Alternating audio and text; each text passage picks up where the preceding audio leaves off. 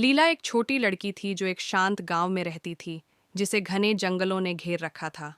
हर रात गांव वाले लालटेन जलाते थे ताकि अंधेरे को दूर रखा जा सके, क्योंकि कहा जाता था कि जंगल में ऐसे रहस्य हैं जिन्हें छेड़ना नहीं चाहिए।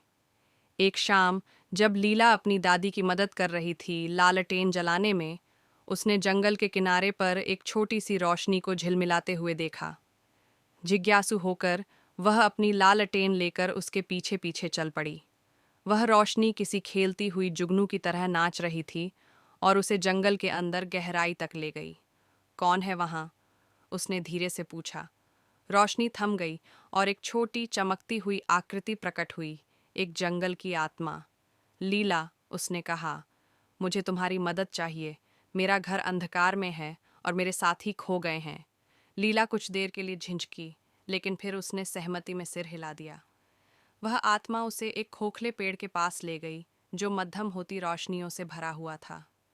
लीला ने अपनी लालटेन ऊपर उठाई, जिसकी गर्म रोशनी उस खोखले पेड़ के अंदर फैल गई। एक एक करके छोटी छोटी रोशनियां चमकने लगीं और जंगल की आत्माएं जाग उठीं। उन्होंने उसकी मदद के लिए उसे धन्यवाद दिया, गाने और हंसी के साथ। जैसे ही सुबह हुई, वह आत्मा उसे वापस गांव तक ले आई। धन्यवाद लीला, उसने कहा, और सुबह की धुंध में गायब हो गई।